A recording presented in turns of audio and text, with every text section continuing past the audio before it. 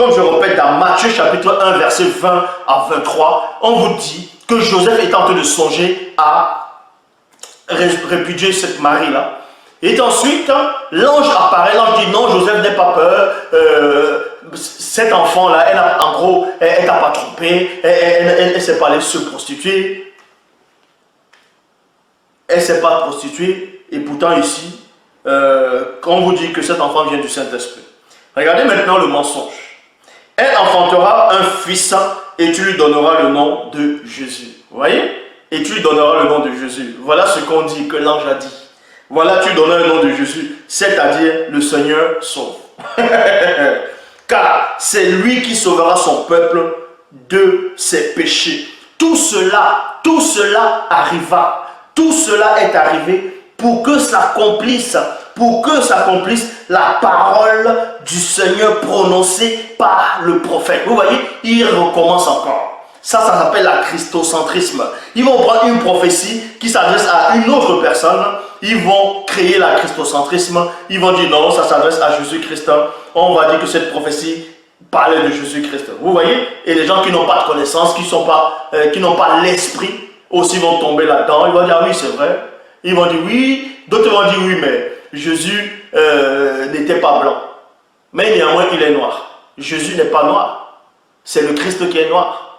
Puisque Jésus n'a jamais existé.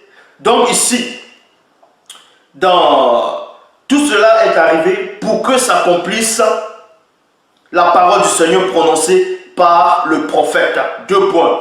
Voici que la Vierge concevra. Voici que la Vierge concevra et elle enfantera un fils. On lui donnera le nom d'Emmanuel. Emmanuel, qui se traduit Dieu avec nous. Donc, tantôt l'ange dit, soi-disant cet ange-là a dit que l'enfant qui va naître, on va lui donner le nom de Jésus. Vous voyez? Qui veut dire, selon eux, le Seigneur sauve. C'est le Seigneur qui sauve. Donc, en gros, qui vont dire sauveur. Bon. Donc, que le Seigneur sauve. Et ensuite, les auteurs de la Bible, ils rajoutent une autre couche, ils disent, pour que s'accomplisse ce que le prophète avait prophétisé. Vous voyez? Que le prophète va prophétiser, qui voici la jeune fille, la jeune vierge va accoucher, on va lui donner le nom d'Emmanuel. Pourquoi on n'a pas donné le nom d'Emmanuel ici? Pourquoi on donne le nom de Jésus? Est-ce que la définition, selon la Bible actuelle, de Jésus, c'est la définition d'Emmanuel? La définition de Jésus, selon la Bible actuelle, c'est le Seigneur sauve. Tandis que la définition d'Emmanuel, c'est Dieu avec nous. Maintenant, des gens qui sont hypocrites, des pharisiens, ils vont dire oui, mais ils vont essayer de tordre les phrases pour dire Dieu sauve, donc ça veut dire que Emmanuel, ça veut dire Dieu avec nous pour venir nous sauver. Une définition reste une définition.